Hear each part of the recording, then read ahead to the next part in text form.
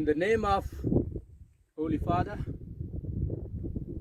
Holy Son, Jesus Christ, and Holy Spirit, I want to invite you for an important message.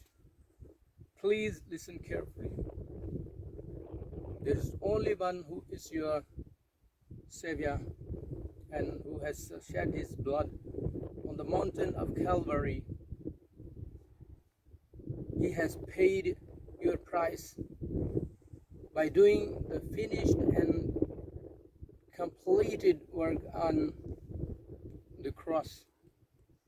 Is Jesus Christ.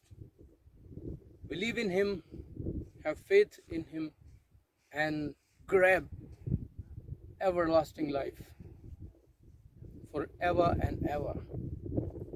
And forget all the worries and put everything